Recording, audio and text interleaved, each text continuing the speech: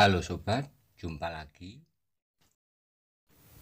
Melanjutkan kisah Krisna Kosasra dan Sapu Inten. Kali ini dalam episode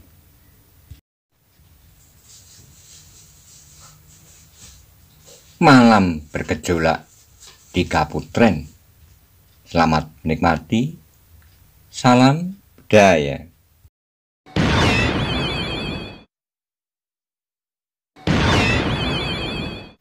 Pada episode sebelumnya, setelah Probosemi mengetahui bahwa Mas Karebet mengkhianatinya hingga ia berhubungan dengan emban, kemudian emban itu disuapnya untuk menjebak Mas Karebet agar mendapat hukuman dari Sultan Trenggono. Bagaimana kisah selanjutnya? Simak bersama-sama. Monggo kula aturi subscribe, like, komen, saha share. Matur nuwun.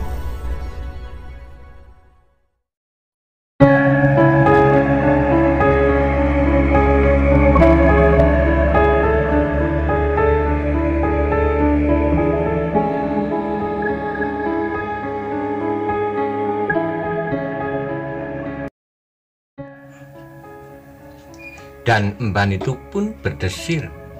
Tanpa dikendakinya, ia mandang berkeliling ruangan itu. Dilihatnya rumah Tumenggung yang masih muda itu dipenuhi dengan alat-alat rumah tangga yang bagus. Tempat duduk dari kayu berukir, geledek-geledek berukir, dan tirai-tirai sutera di muka sentong tengah dan kedua sentong samping. Bahkan tiang-tiangnya pun berukir pula dengan bagusnya, dengan warna-warna sungging yang indah. Tanpa disadarinya pula, emban itu tersenyum. Probosemi membiarkan emban itu berangan-angan, namun hati Tumenggung itu mengumpat. Gila pula agaknya emban ini, seperti aku. Apa disangkanya ya cukup bernilai untuk bermimpi menjadi istri Tumenggung? Bibir Tumenggung itu membayangkan sebuah senyum, dan senyumnya itu telah mendebarkan hati emban yang mabuk kesenangan. Ketika emban itu pergi, Probosemi masih tersenyum-senyum sendiri. Ia mengharap emban yang telah membawa cincinnya itu memenuhi janjinya. Apabila benar yang dikatakan itu, Probosemi bergumam sendiri. Maka umur Karebet itu menjadi amat pendeknya, kasihan. Tetapi ternyata ia lebih gila daripadaku. Tapi Tumenggung Probosemi ternyata cerdik. Betapa darahnya mendidih apabila ia melihat Karebet, namun ia selalu dapat menahan dirinya. Bahkan sikapnya kepada Karebet seakan-akan menjadi bertambah baik. Dibawanya anak muda itu kemana-mana, dibawanya Karebet itu ke tempat-tempat yang disukainya, ke pasar dan ke warung-warung. Apabila Tumenggung itu membeli kain baru untuk dirinya, maka dibelikannya pula Mas Karebet. Namun otak Mas Karebet bukan otak yang tumpul. Ia merasakan beberapa perubahan sikap Tumenggung. Mula-mula Tumenggung itu marah padanya, tapi tiba-tiba sikap itu berubah. Meskipun demikian, ia belum dapat mengetahuinya dengan pasti apakah maksud Tumenggung itu sebenarnya. Dan ternyata Mas Karebet meraba ke arah yang tidak tepat. Ia menyangka bahwa Tumenggung itu sedang menyuapnya supaya ia bersedia menyampaikan pesan-pesannya kepada Gusti Putri. Karena itulah maka Karebet tidak juga menyadarinya bahwa seakan-akan dari celah-celah setiap pintu keputren, sepasang mata selalu mengintipnya. Setiap langkah putri bungsu itu tak pernah terlepas dari pengawasan emban yang haus kemukten itu. Apalagi Mas Karebet berada di sekitarnya, meskipun dengan bersembunyi-sembunyi. Akhirnya datang pula saat itu ketika malam sedang merayap semakin dalam, dan bintang-bintang di langit seakan-akan sedang tenggelam dalam pelukan awan yang kelabu. Sekali-kali lidah api yang panjang menyala di langit yang gelap, disusul dengan suara gemuruh di udara. Angin yang dingin bertiup semakin lama semakin kencang. seorang anak muda berjalan bergegas-gegas masuk ke pintu gerbang dalam halaman istana. Seorang prajurit yang sedang bertugas menyapanya. "Hei, berhenti, siapa?" Anak muda itu mengangkat wajahnya dengan tergesa-gesa. Ia menjawab, "Kaki Baginda terkilir." "Oh, kau Karebet?" tanya prajurit itu. Karebet tidak menjawab. Ia berjalan terus memasuki pintu gerbang dan prajurit bertombak itu kembali ke gardunya. "Karebet," gerutunya. Kawannya tersenyum, jawabnya, "Jangan iri, Baginda amat sayang kepadanya, bahkan seperti putra sendiri. Tiap kali anak itu dipanggilnya ada-ada saja." "Mengapa bukan aku?" kelakar orang bertombak itu. "Aku juga sedang belajar meloncat mundur sambil berjongkok. Bukankah karena Sultan melihat anak itu berbuat demikian di halaman masjid, maka Karebet itu dipungutnya. Ternyata ia pun merupakan tamtomo yang baik," jawab yang lain. "Sebaik Tumenggung yang selalu mabuk tua itu." Beberapa orang prajurit yang sedang berjaga-jaga di gardu itu pun tertawa. Seorang dari mereka yang sedang memegang dadu melemparkannya ke sudut, lalu menguap, katanya, "Alangkah dinginnya." "Tidurlah," sahut yang lain. "Giliranmu adalah seperempat malam terakhir." Orang itu tidak menjawab, namun ia merangkak ke sudut dan kemudian merebahkan dirinya di samping dua orang lain yang sudah mendengkur. Mereka adalah petugas-petugas yang akan mendapat giliran pada perempat malam terakhir. Karebet pun kemudian memasuki halaman dalam istana. Seperti biasa ia berjalan menyusul teritis ke bilik Baginda, namun ia tersenyum sendiri. Baginda pasti sedang tidur nyenyak di malam yang dingin ini. Tiba-tiba tubuh anak muda itu pun kemudian seakan-akan lenyap di bawah bayang-bayang pohonan. Tak seorang pun yang melihatnya. Perlahan-lahan ia menyusur di antara tanaman di pertamanan itu menuju ke sisi halaman yang lain, ke Putren. Angin malam masih bertiup menggoyangkan daun-daunan dan menggugurkan kelopak-kelopak bunga kering. Lamat-lamat di antara desir angin terdengarlah suara burung bence. Perlahan-lahan dan jarang-jarang. Bukan suara burung yang sesungguhnya, tapi tak seorang pun yang mengetahuinya selain Gusti Putri. Dan perlahan-lahan pula terbukalah pintu ke Putren. Saat kemudian tertutup kembali. Seorang gadis yang berkerudung kain menyelinap keluar dan berjalan tersuruk-suruk di samping dinding keputren itu. "Ah kau," desis gadis itu. Karebet tersenyum, katanya, "Apakah Tuan Putri sudah tidur?" "Belum," jawab putri itu. "Aku menunggumu." Putri itu pun kemudian duduk di tanah di samping Karebet. Di balik rimbunnya tanaman sekali kilat masih menyambar di langit dan guruh masih menggelegar satu-satu. Namun kedua anak-anak muda itu sama sekali telah tenggelam dalam keasikan, sehingga tak dilihatnya cahaya tatit dan tak terdengarnya gemuruh guntur. Di sudut lain, emban yang mengenakan cincin emas di jari-jarinya dan bersembunyi di balik sudut dinding nampak tersenyum-senyum. Ia kemudian tidak hanya sekedar ingin menyelamatkan putrinya dari kemungkinan yang lebih buruk, namun kemudian ia bahkan mengharap keadaan akan bertambah parah. Bahkan ia mengharap Sultan menjadi sangat murka pada putrinya dan kemudian mengenakan pingitan yang sangat berat. Dengan demikian maka Ki Tumenggung Probosemi pasti akan melupakannya. Melupakan putri itu, bukankah dengan demikian kesempatan baginya menjadi lebih luas lagi? Istri Tumenggung adalah impian yang sangat menyenangkan. Selagi kawan-kawannya masih tetap menjadi emban dan satu dua akan diambil oleh jajar atau setinggi-tingginya bekal juru taman, maka ia telah menjadi seorang istri Tumenggung Wiro Tamtomo. Kini kesempatan itu terbuka baginya, karena itu dengan tersenyum ia bergeser surut dan saat kemudian dengan tergesa-gesa ia berjalan menyusur dinding belakang menuju bilik permaisuri. Tetapi ketika dia sampai di samping bilik itu, ia menjadi ragu-ragu. Apakah permaisuri mempercayainya dan apakah akibatnya tidak akan terlalu parah dan menyebabkan putri berduka? Namun kemudian diingatnya kata-kata Tumenggung Probosemi. Apakah dengan demikian kau sendiri tidak akan digantung kelak apabila kedua anak-anak muda itu terdorong ke dalam keadaan yang semakin parah? Ketika Mban itu sedang bimbang, ia menjadi terkejut bukan buatan ketika serasa seseorang menggamit pundaknya. Ketika ia menoleh, dilihatnya di belakangnya berdiri seorang emban permaisuri. Dengan tersenyum, emban itu bertanya, "Hei, mengapa kau malam-malam berada di sini?" "Oh," jawab emban putri bungsu yang bercincin emas tergagap. "Tidak apa-apa." "Tidak apa-apa?" tanya emban permaisuri dengan heran. Emban bercincin emas itu diam saat dicobanya untuk mengatasi getar di dalam dadanya. Getar yang ditumbuhkan oleh benturan-benturan perasaannya. Namun ketika emban permaisuri itu mendesaknya, maka terluncurlah kata-katanya. "Ah, sebenarnya ada sesuatu yang sangat penting terjadi di Keputren." Emban permaisuri itu mengerutkan keningnya, katanya, "Mengapa? Apakah putri sakit?" Emban bercincin emas itu menggeleng. "Tidak," katanya. "Lalu kenapa?" "Berikanlah aku kesempatan menghadap permaisuri."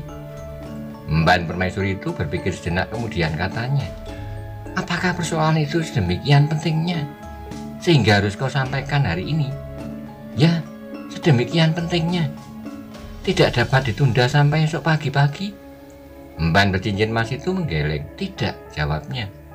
"Persoalannya sangat penting dan harus diselesaikan malam ini."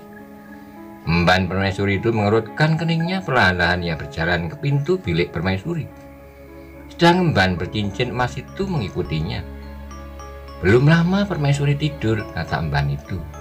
"Baru saja Baginda meninggalkan bilik ini. Agaknya ada persoalan yang penting yang sedang dibicarakan dengan permaisuri." "Soal ini pun tak kalah pentingnya," desak emban bercincin emas. Akhirnya emban permaisuri itu pun mengetuk-tuk perlahan-lahan. Tidak biasa hal itu dilakukannya, namun apabila persoalannya penting sekali, maka permaisuri pasti tidak akan murka. Saat kemudian terdengar sapa halus dari dalam bilik itu. "Siapa?" "Hamba, Gusti." "Emban." "Hamba, Gusti." "Kau mengetuk pintu?" "Hamba, Gusti." "Ada sesuatu?" "Ya, Gusti. Emban Gusti Putri ingin menghadap." "Oh." Dan saat kemudian terdengarlah gerit pintu bilik itu. Sebenarnya sinar lampu minyak memercik keluar dan permaisuri itu telah berdiri di ambang pintu. "Siapakah yang ingin menghadap?" Emban bercincin emas itu menyembah sambil berkata, "Hamba, Gusti." Namun terasa suaranya bergetar. "Ada apakah? Apakah putri sakit?" "Tidak, Gusti," sahut emban itu. Suaranya menjadi semakin gemetar. Dan dengan terbata-bata ia berkata, "Gusti, putri tidak sedang sakit, tetapi sedang..." Tiba-tiba suaranya seakan-akan tersumbat di kerongkongan. "Sedang apa?" desak permaisuri.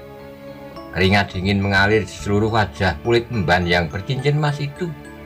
Ia menjadi bertambah gemetar ketika permaisuri bertanya, "Apakah persoalan ini sangat penting sehingga kau harus menghadap malam-malam?" "Hamba, Gusti," jawab emban itu. "Membawa pesan putri?" Emban itu menggeleng. "Tidak, Gusti." Permaisuri menjadi heran, katanya, "Lalu apakah keperluanmu?" "Gusti," jawab emban itu tergagap. Sedang emban permaisuri itu pun tak kalah herannya. Mengapa kalanya ini? Apakah agaknya ia diganggu oleh hantu-hantu pertamanan? Dan terdengarlah emban bercincin emas itu meneruskan dengan kata-kata yang patah-patah, "Gusti, ampunkanlah hamba, tapi sungguhnya lah bahwa hamba mengatakannya yang sebenarnya. Hendaknya dijauhkannya hamba dari bebendu." Emban itu berhenti saat dan napasnya menjadi semakin terengah-engah, sehingga permaisuri itu pun menjadi semakin heran. "Tuanku," kata emban itu pula, "ampunkanlah hamba. Sebenarnya hamba ingin menghancurkan ketakutan hamba atas Tuan Putri di Keputren." "Apa yang akan kau katakan, emban?" tanya permaisuri. "Gusti, betapa kami para emban berusaha untuk mencegahnya. Namun apakah kekuasaan kami?" "Ya, emban, tapi kau belum mengatakan persoalannya." "Oh." Emban itu menarik napas, dicobanya untuk mengatur perasaannya. Baru kemudian ia berkata, Sesungguhnya Gusti di keputren, putri sedang menerima seorang tamu. Permaisuri itu terkejut sekali mendengar kata-kata Mban itu. Maka katanya, menerima tamu katamu? Siapakah tamunya? Itulah yang menyedihkan kami, Gusti, tahu Mban itu. Tamunya adalah seorang pria. Kali ini permaisuri itu pun tersentak seperti disengat kala. Saat dia tak dapat berkata apapun, bahkan tubuhnya lah yang menjadi gemetar. Sehingga kemudian dipeganginya tiang-tiang pintu bilik itu. Saat kemudian barulah permaisuri dapat berkata, Mban, apakah kata-katamu benar? Ya Gusti, kau pernah melihat sendiri? Ya Gusti, saat itu tamu itu ada di pertamanan. Karena itu hamba segera menghadap kemari. Putri itu kini menggigil seperti orang yang sedang sakit. Kemudian tanpa berkata apapun lagi segera ia masuk ke dalam biliknya, membenahi pakaiannya dan sedikit menyisir rambutnya. Dengan tergesa-gesa pula ia berkata kepada mbaknya, Mban, aku akan menghadap Baginda. Mban permaisuri itu pun ikut menggigil pula. Kabar itu tak diduganya. Karena itu ia ragu-ragu saat dan perlahan-lahan ia berbisik, apakah kau benar-benar melihatnya? Mban bercincin emas itu mengangguk. Ya, jawabnya. Mban permaisuri itu mengusap dadanya sendiri. Tak pernah terpikirkan bahwa seorang putri raja akan mengalami masa-masa yang demikian mengerikan. Apakah kata Baginda nanti? Mban permaisuri itu menjadi semakin menggigil karenanya. Sekali lagi ia berbisik, apakah kau pernah memperingatkannya atau tidak-tidaknya menanyakannya kepada putri? Mban bercincin emas itu menggeleng. Belum, aku tidak berani. Mengapa? Desak Mban permaisuri. Bukankah kau pemomongnya? Adalah menjadi kewajibanmu untuk memberi peringatan kepada putri apabila pada suatu saat putri mengalami kegoncangan keseimbangan. Sebab bagaimanapun juga putri itu pun manusia yang sering kilaf seperti kita. Mban bercincin emas itu terdiam dan terdengar Mban permaisuri itu berkata, sekarang persoalan itu akan menjadikan seisi istana gempar.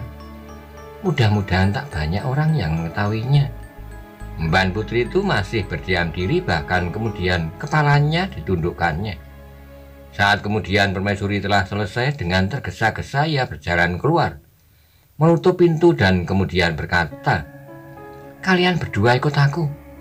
Kedua Mban itu pun menyembah. Mereka berjalan mengikuti permaisuri ke bilik raja. Di halaman mereka berhenti karena seorang peronda Noromanggolo menghentikan mereka. Dengan tombak di tangan terdengar ia menyapa. Siapa? Mban permaisuri menjawab. Permaisuri, oh. Peronda itu pun kemudian membungkukkan badannya dalam-dalam. Namun dari sorot matanya terpancar pula beberapa pertanyaan di dalam dadanya. Mengapa permaisuri memerlukan menghadap Baginda di malam yang dingin ini? Tapi ia tidak berani bertanya, namun diikutinya dengan pandangan matanya. Permaisuri itu menuju ke pintu bilik peraduan Baginda. Seperti permaisuri, Baginda pun terkejut bukan buatan. Berita itu seakan-akan telah meledakkan seisi dadanya. Namun Baginda adalah seorang yang telah terlalu sering menghadapi bermacam-macam masalah yang sulit, mengejutkan dan bahkan mengkhawatirkan. Karena itu Baginda dapat lebih cepat menguasai perasaannya. Maka dengan tenang Baginda itu bertanya, kau melihatnya sendiri, Mban? Hamba tuanku. Baginda itu pun mengangguk-anggukkan kepalanya. Kemudian katanya, aku ingin membuktikannya. Permaisuri mengerutkan keningnya, katanya, apakah Baginda akan memerintahkan beberapa orang prajurit untuk menangkap mereka? Baginda menggeleng lemah, katanya, tidak. Aku ingin menyelesaikannya sendiri. Semakin banyak orang yang ikut serta menyaksikan masalah ini, makin cepat berita ini tersebar di seluruh Demak. Lalu apakah aku masih akan dapat melindungi nama putri itu? Lalu bagaimanakah maksud Baginda? Tanya permaisuri. Aku sendiri akan melihatnya. Sendiri? Permaisuri itu terkejut. Baginda menganggukkan kepalanya, jawabnya, ya. Kalau aku dapat menangkapnya sendiri, maka persoalan ini akan menjadi sangat terbatas. Apakah itu tidak berbahaya? Tanya putri. Hanya terhadap para penjahat aku akan menyerahkan persoalan kepada para peronda. Namun persoalan ini sangat berbeda. Aku tidak ingin orang lain mengetahuinya pula. Tapi apakah anak muda itu tidak berbahaya seperti para penjahat? Sultan mengangguk-anggukan kepalanya, katanya, mungkin karena itu aku bersenjata. Ternyata Permaisuri tidak dapat mencegahnya lagi. Baginda tidak bersedia memanggil, meskipun hanya seorang perwira Noromanggolo yang sedang bertugas malam itu. Aku tidak dapat membayangkan apakah akibatnya seandainya seorang dari mereka mengetahui peristiwa ini. Aku yakin bahwa peristiwa ini segera akan tersebar. Tapi Baginda dapat memberinya pesan untuk merahasiakannya.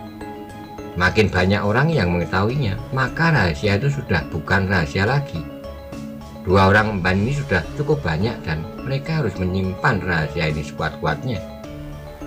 Ternyata Permaisuri tidak dapat mencegah lagi Baginda itu kemudian membenahi pakaiannya. Sebuah pusaka berbentuk keris terselip di pinggangnya. Kemudian katanya sambil tersenyum untuk menenangkan hati Permaisuri, aku adalah seorang senopati perang. Apakah aku tidak dapat bertempur seandainya keadaan memaksa? Permaisuri tidak menjawab, namun wajahnya menjadi tegang. Aku melalui pintu butulan, desis Baginda. Kalian bertiga tetap di sini. Baginda itu pun kemudian keluar dari bilik peraduannya lewat pintu butulan dengan tidak mengenakan pakaian kerajaan. Dengan hati-hati Baginda menyelinap di antara batang-batang perdu di petamanan menuju ke Keputren. Dari emban Baginda telah mengetahui di mana mereka berdua, putrinya dan laki-laki itu berada. Sebenarnya Baginda bukan seorang raja yang hanya dapat duduk di atas singgasana. Namun Baginda benar-benar seorang panglima perang. Baginda sendiri selalu berada di garis paling depan dalam peperangan-peperangan yang besar dan berbahaya. Karena itu Baginda tidak saja dapat memberikan perintah-perintah untuk bertempur, namun Baginda sendiri selalu mengalaminya. Demikianlah malam itu Baginda pun mampu melakukan pekerjaannya. Dengan hati-hati Baginda berhasil mendekati tempat putrinya yang sedang bercakap-cakap dengan seorang laki-laki. Ketika Baginda mendengar suara laki-laki itu meskipun perlahan-lahan, maka bergetarlah dada Baginda. Gila, anak itu, desahnya di dalam hati. Langsung Baginda dapat mengetahuinya siapakah yang sedang bercakap-cakap dengan putrinya itu. Karena itu maka segera Baginda mendekati mereka. Setapak demi setapak, semakin lama semakin dekat. Tetapi telinga Karebet adalah telinga yang baik. Tiba-tiba ia mengangkat wajahnya dan tiba-tiba pula ia berbisik, seseorang mendekati kami. Putri yang belum mendengar sesuatu itu menjadi heran. Dicobanya untuk mendengarkan setiap suara, namun tak ada yang dapat didengarnya. Meskipun demikian putri itu pun menjadi gelisah, desisnya. Kau berkata sebenarnya? Karebet mengangguk, namun telinga Sultan itu pun tidak kalah baiknya dari telinga Karebet. Karena itu Sultan pun mendengar dengan jelas, meskipun beberapa lirihnya Karebet berbisik. Karena itu segera Sultan menyadari bahwa Karebet telah mengetahui kehadirannya. Berkatalah Sultan di dalam hatinya, luar biasa anak ini, alangkah tajam pendengarannya. Dan sejalan dengan itu Sultan pun menjadi semakin berhati-hati. Yang dihadapinya adalah seorang anak muda yang sejak dilihatnya untuk pertama kali telah sangat menarik perhatiannya. Kemudian Sultan itu mendengar Karebet berbisik, masuklah ke Keputren putri, biarlah aku pergi dari tempat ini. Putri bungsu itu menjadi semakin gelisah. Kalau benar seorang telah mengetahuinya, maka langkah aibnya, dan tiba-tiba putri itu menjadi ketakutan. Dengan gemetar ia berkata, Karebet, apakah benar kau mendengar seseorang mendekat kami? Karebet mengangguk, kau hanya ingin menakut-nakuti aku. Tidak putri, sahut Karebet, masuklah, aku akan pergi ke bilik Sultan. Untuk apa? Aku akan keluar dari arah itu. Aku takut Karebet, desak putri itu. Jangan takut, hibur Karebet, biarlah aku sendiri berusaha menyelesaikannya. Tapi putri itu menjadi semakin ketakutan. Aku takut Karebet. Jangan putri, desak Karebet, sekarang masuklah, biarlah aku melihat siapakah yang datang itu. Apakah Tuan Putri masih di sini, maka aku tidak akan dapat berbuat sesuatu. Jantung putri itu kemudian terasa berhenti berdenyut, tetapi Karebet itu mendesaknya. "Pergilah putri." Putri itu pun kemudian beringsut dan perlahan-lahan berdiri. Setapak ia melangkah untuk masuk ke dalam biliknya. Tapi alangkah terkejutnya putri itu ketika tiba-tiba sesosok tubuh telah meloncat dari dalam gerumbul, langsung berdiri di hadapannya. Sehingga terdengarlah putri itu menjerit kecil. Karebet pun tidak kalah terkejutnya, dengan serta-merta meloncat pula berdiri. Dengan tajamnya ia mencoba mengamat-amati siapakah yang telah berani mengintip pertemuannya dengan Putri Sultan itu. Dan dilihatnya seseorang yang bertubuh tegap bertolak pinggang di hadapannya. Secarik kain kepala melingkar menutup sebagian wajahnya, sehingga dalam malam yang gelap itu Karebet tidak segera dapat mengetahuinya. Siapakah yang telah mengganggunya itu? Orang itu masih berdiri bertolak pinggang ketika Karebet melangkah selangkah maju. Dengan lemahnya orang itu tertawa sambil berkata paro, "Apakah yang telah kalian lakukan di sini?" Putri Sultan itu menggigil ketakutan, namun Karebet melangkah maju sambil berdesis, "Siapakah kau?" Orang yang sebagian dari wajahnya tertutup itu menjawab, "Apakah perlumu mengenal namaku?" Alangkah marahnya Karebet mendengar jawaban itu. Setapak ia maju sambil berkata, "Jangan berbuat gila. Kutanya siapa engkau dan apa maksudmu?" Sekali lagi Karebet mendengar orang itu tertawa lirih dari balik kain yang menutupi bagian wajahnya itu. Karebet mendengar jawabannya, "Katakanlah juga kepadaku, apakah keperluanmu datang kemari?"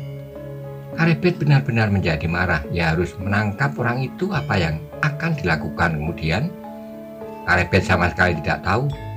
Tetapi setidaknya Karebet harus menghapuskan kesaksian orang itu, membawanya keluar dari halaman. Kemudian apabila orang itu kelak mengigo tentang dirinya, maka ia dapat mengingkarinya.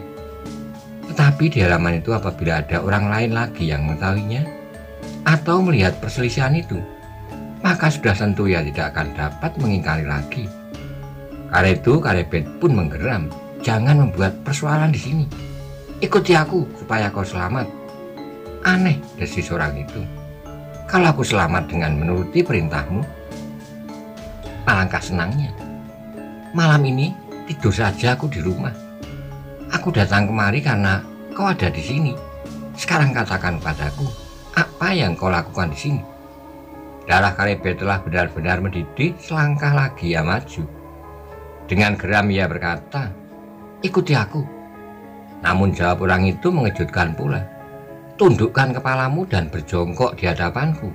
Aku akan menangkapmu." "Persetan," desis Karebet. Kini ia menyadari bahwa orang yang datang itu benar-benar berbahaya baginya. Sudah tentu ia bukan orang kebanyakan. Bahkan tiba-tiba ia menyangka bahwa orang itu Tumenggung Probosmi. Meskipun Karebet belum yakin benar, namun kemungkinan pertama adalah Tumenggung yang di dadanya menyala segala macam nafsu. Karena itu Karebet tidak dapat berbuat lain kecuali melumpuhkannya. Apakah nanti yang dilakukan ia tidak sempat memikirkannya lagi. Dengan marahnya Karebet berkata, "Bagus kalau kau berkeras menangkap aku, cobalah." Sekali lagi orang itu berkata, "Jangan melawan, sia-sia." "Mulailah," potong Karebet. "Aku akan pertahankan diriku dan cobalah kau menyelamatkan dirimu. Tidak semua anggota Wirotamtomo dapat melindungi nyawanya sendiri. Menyerahlah." Aku harus menangkap, menyumbat mulutmu dan melemparmu keluar dinding halaman. Cobalah, pecahkan dadaku dan tumpahkan darahku. Baru kau dapat keluar dari halaman istana." Kini Karebet tidak dapat menahan diri lagi. Sekali lagi ia menebarkan pandangannya berkeliling. Sepi, yang dilihatnya hanyalah batang pohon, tiang-tiang teritisan, dan bintang-bintang di langit. Karena itu maka Karebet pun sekali lagi maju melangkah sambil menggeram, "Benar-benar kau menghendaki kekerasan." Orang itu mengangguk, katanya, "Ya, dengan kekerasan aku ingin menangkapmu apabila kau tidak mau menyerah." Karebet tidak menunggu lagi. Cepat kilat ia meloncat menyerang orang itu. Ia ingin melumpuhkannya dengan serangannya yang pertama, supaya ia segera dapat menyingkir. Namun Karebet menjadi kecewa. Dengan tangkasnya orang itu menghindar serangan Karebet, dan bahkan dengan kecepatan tak terduga, orang itu menggeliat dan kaki kirinya berputar setengah lingkaran menyambar lambungnya. Karebet sama sekali tidak menyangka bahwa orang itu mampu bergerak secepat itu. Karenanya maka ia sama sekali tidak dapat menghindari. Dengan tangannya ia menangkis serangan kaki itu.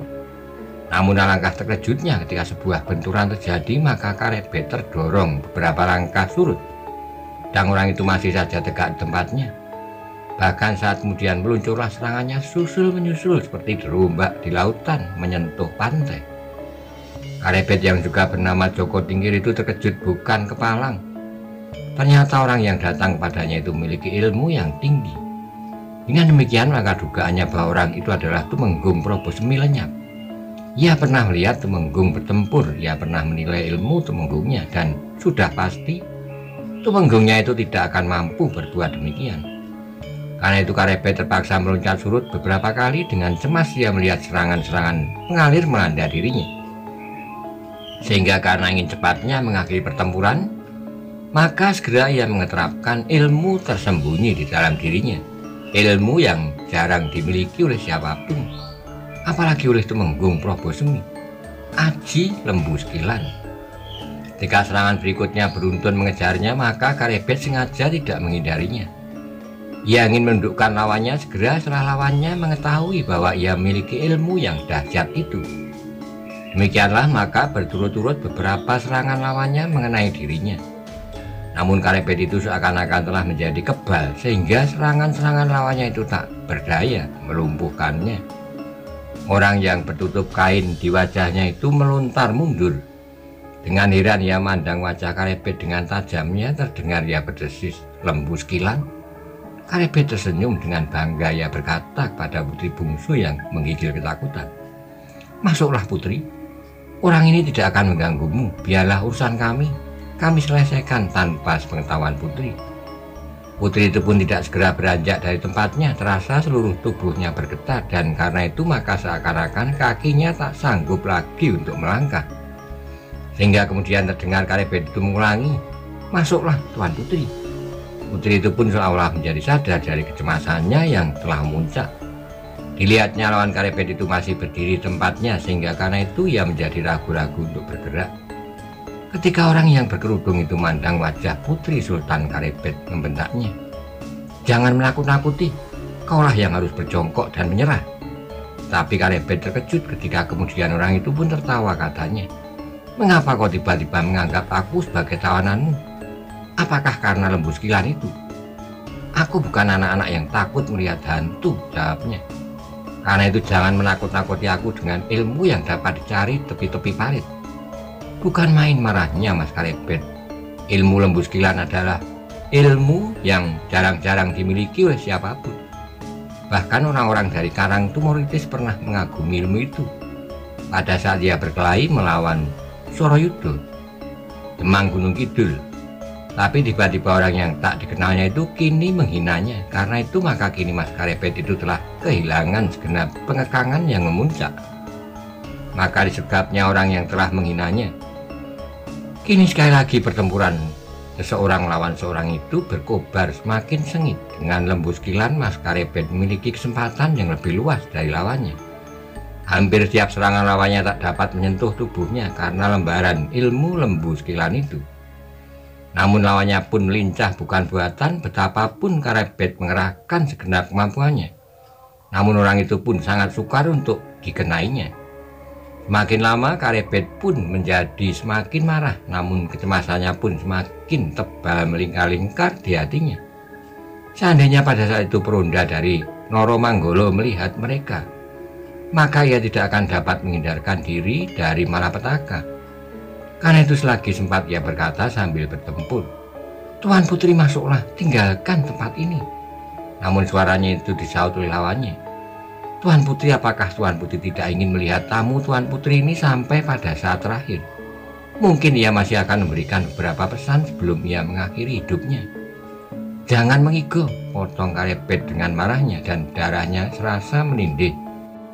Ketika didengarnya, orang itu tertawa berkepanjangan sambil menghindari setiap serangannya. Karena itu maka Karebet menjadi semakin memperketat gerakannya. Serangannya menjadi semakin lama semakin dahsyat, bergulung-gulung seperti angin prahara di padang-padang rumput. Namun lawannya benar-benar selincah sikatan selicin belut. Betapapun ia berusaha untuk menyentuhnya, namun sentuhan-sentuhan serangannya seolah-olah tidak dapat menyakiti tubuh lawannya. Karena serangan itu seakan-akan tergelincir. Tubuh lawannya itu benar-benar licin. Meskipun sekali-kali Karebet berhasil menangkap tangan atau kawan kaki lawannya, namun ia tidak dapat menggenggamnya. Tubuh lawannya itu dengan mudah meluncur di antara jarinya. Betapapun kuatnya ia menggenggam. Akhirnya Karebet yang memiliki aji lembu sekilan itu menyadari bahwa lawannya itu tidak bertempur dengan tenaga melulu. Namun ia pun semakin banyak berkeringat mengalir dari tubuhnya. Tubuhnya itu pun menjadi semakin licin karena itu dengan geramnya ia mendesis, "Aji Welut Putih." Lawannya itu tertawa pendek, tapi ia tidak berkata apapun. Namun pertempuran itu semakin dahsyat, keduanya seakan-akan tidak dapat disentuh oleh serangan lawannya. Dengan demikian maka pertempuran itu tidak dapat dibayangkan kapan berakhir. Itulah yang sangat mencemaskan Karebet. Betapa ia berusaha memeras segenap kemampuan yang ada padanya, kelincahan, kekuatan, dan segenap tenaganya, namun orang itu pun selalu mengimbanginya.